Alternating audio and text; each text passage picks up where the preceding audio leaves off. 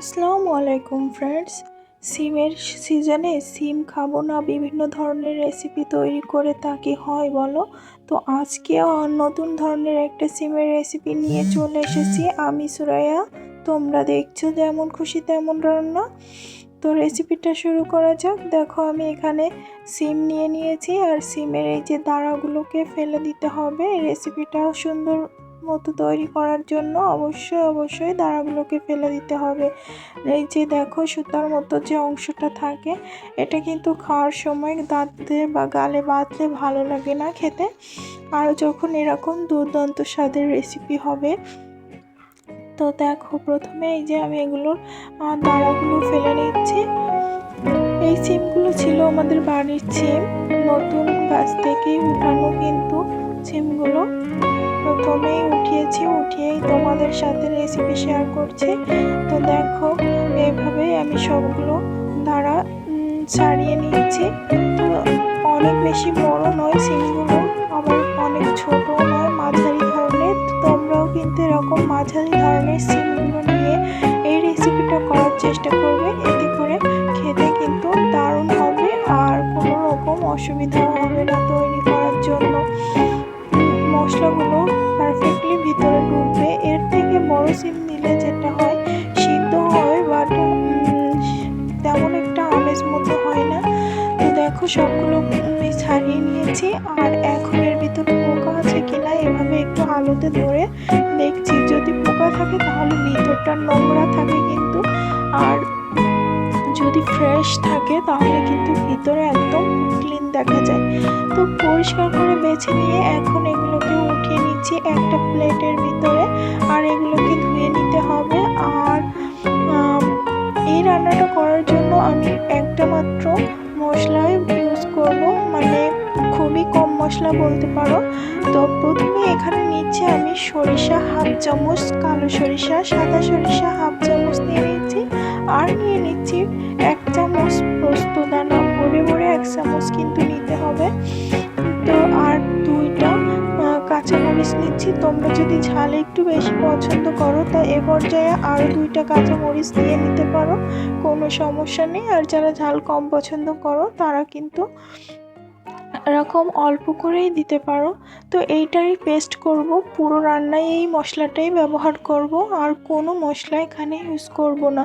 তবে পেঁয়াজটা ব্যবহার করব। তোমরা যদি নিরামিষ খেতে চাও পেঁয়াজটা স্কিপ করতে পারো। তো দেখো এদিকে ফ্রাই প্যান নিয়ে নিয়েছি, আর তার ভিতরে সিমগুলোকে দিয়ে দিচ্ছি। বন্ধুরা, তোমাদের সাথে বলতে ভুলেই গেছি, তোমরা এ পর্যায়ে এসে যারা এখনো ভিডিওতে লাইক করোনি, প্লিজ একটা লাইক দিয়ে দিও, পুরো ভিডিও কন্টিনিউ করো। তোমাদের একটা লাইক আমার সামনে এগিয়ে যেতে কিন্তু অনেক উৎসাহ জাগায়। তো দেখো আমি অল্প করে পানি দিয়ে এখন এটাকে ঢাকা দিয়ে দিলাম প্রায় 3 থেকে 4 মিনিটের জন্য। তো ফিরছি 3 থেকে 4 মিনিট পর। দেখো সিমের কালারটা কিন্তু চেঞ্জ হবে, বাট অনেক বেশি বয়েল হবে না। তো একটু নেড়েচেড়ে নিয়ে আমি সিমটাকে একটা পাত্রে উঠিয়ে নেব। তো তোমরা কিন্তু সিম বিভিন্নভাবেই রান্না করে খাও, বাট আমার মতো একবার রান্না করে খেয়ে দেখার অনুরোধ রইল। অনেক টেস্টি হয়। যারা সিম পছন্দ করো না তারা কিন্তু এভাবে করে খেতে পারো, খুবই দুর্দান্ত হয়। তো সিমগুলো এই যে নামিয়ে নিলাম। নামিয়ে নেওয়ার পরে এখন আমি কড়াইটা পরিষ্কার করে নিয়ে একটু সরিষার তেল দিয়ে দিয়েছি। পুরো রান্নাটা সরিষার তেলেই করতে হবে, সাদা তেল ব্যবহার করলে অত বেশি টেস্ট আসবে না। তো সরিষার তেল নিয়ে আমি এখানে 2টা শুকনো মরিচ দিয়ে দিয়েছি। শুকনো মরিচগুলোকে একটু হালকা করে ভেজে নিতে হবে। আর এখন একটা পেঁয়াজ কুচি দিয়ে দিচ্ছি। পেঁয়াজটাকেও কিন্তু ভেজে নেব, তবে এই পেঁয়াজটা কিন্তু যে বেরেস্তা হয় সেটা করব না, এমনিতেই একটু ভেজে নেব, কালার চেঞ্জ হবে না। সেরকম একটা পর্যায়ে আসলে এটাকে নামিয়ে নেব।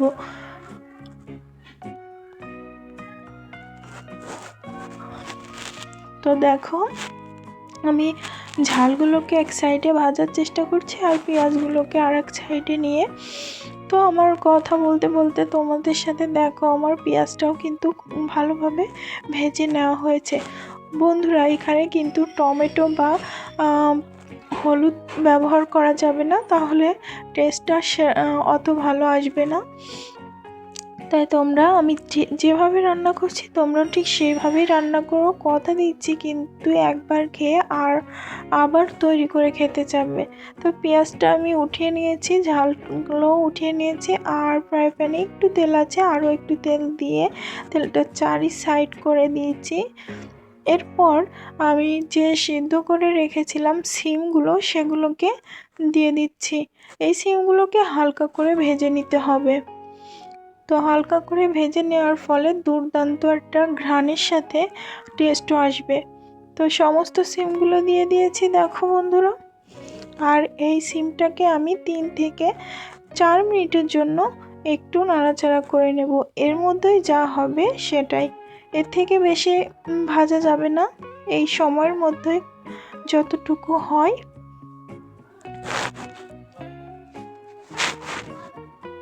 তো দেখো আমার অলমোস্ট লাল লাল হয়ে গেছে সিমগুলো, আর এগুলোকে এখন নামিয়ে নেওয়ার পালা। তো আমি কড়াই থেকে নামাবো না, কড়াইয়ে রেখে দিয়েছি গ্যাসটাকে অফ করে দিয়ে। এরপর আমি বাকি স্টেপে চলে যাব। এই দেখো তোমাদের দেখিয়ে দিলাম একটু কেমন হয়েছে। আমি কিন্তু গ্যাসটা আগেই অফ করে দিয়েছি, এখন একটু নেড়েচেড়ে নিলাম। আর এইদিকে একটা বাটি নিয়ে নিয়েছি, টিফিন বাটি, আর এর ভিতরে দিয়ে দিয়েছি সেই সরিষা পোস্ত বাটা। তো সরিষা পোস্ত বাটাটা দিয়ে একটুখানি পানি দিচ্ছি, বাটিটা ধুয়েই পানি দিচ্ছি, এর থেকে বেশি পানি দেওয়া যাবে না।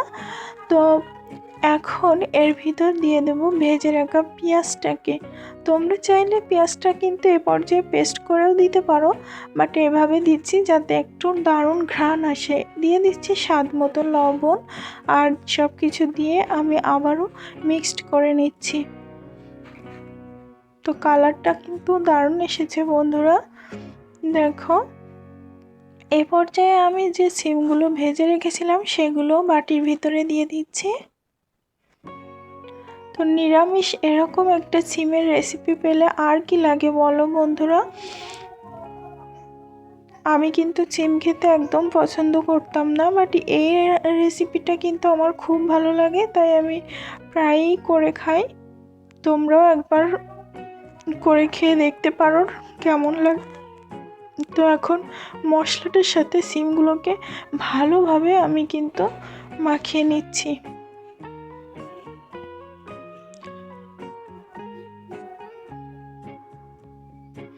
এই যে সমস্তটা ভালোভাবে মাখিয়ে নিয়েছি মশলার সাথে।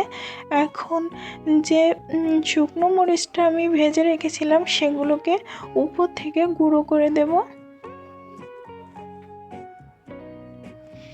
এই ঝালটা এভাবে দিলে কিন্তু দারুণ একটা ফ্লেভার আসবে বন্ধুরা, তোমরা কিন্তু অবশ্যই এটা দেবে। আর সব থেকে বড় যে বিষয়টা সেটা হচ্ছে এই লাস্ট পর্যায়ে এসে একটু সরিষার তেল অ্যাড করবে, কাঁচা সরিষার তেল। তো আমি যে সরিষার তেলটা ব্যবহার করছি এটা ছিল একদমই বাড়ির তৈরি তেল। আর এখন এটাকে ঢাকা দিয়ে দিলাম। এরপর আমি একটা প্রেসার কুকারে পানি গরম বসিয়ে দিয়ে এখন এই বাটিটাকে বসিয়ে দিচ্ছি। আর এখন ঢাকনা লাগিয়ে এটাকে একটা সিটি দিয়ে নেব। তোমরা চাইলে নর্মাল কড়াইও করতে পারো, সেক্ষেত্রে 15 মিনিট 15 থেকে 20 মিনিট আর কি ভাপিয়ে নিতে হবে। তো দেখো আমি একটা সিটি দিয়ে এটাকে খুলে নিচ্ছি। তো এখন এটা উঠিয়ে নেব, যদিও অনেকটা সময় ছিল, অনেক ঠান্ডা হয়ে গেছে। তো এখন এটা খুলে দেখব। তো দেখো কি দারুণ একটা কালার এসেছে বন্ধুরা। ঝোলটাও কিন্তু খুব একটা বেশি নেই, একদম পারফেক্ট হয়েছে।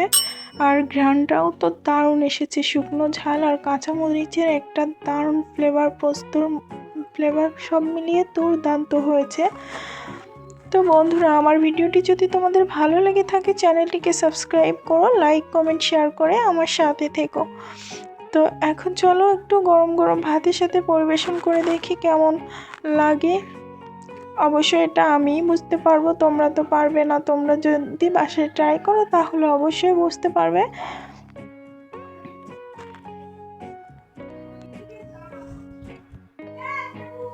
তো সত্যি বন্ধুরা অনেক ভালো হয়েছিল। রুটি, পরোটা, ভাত যার সাথে এই রেসিপিটা নিতে চাও ভালোই যাবে। তো সিমগুলো কি সুন্দর সিদ্ধ হয়েছে, তোমরা তো দেখেই বুঝতে পারছো। সত্যি অনেক সুন্দর হয়েছিল।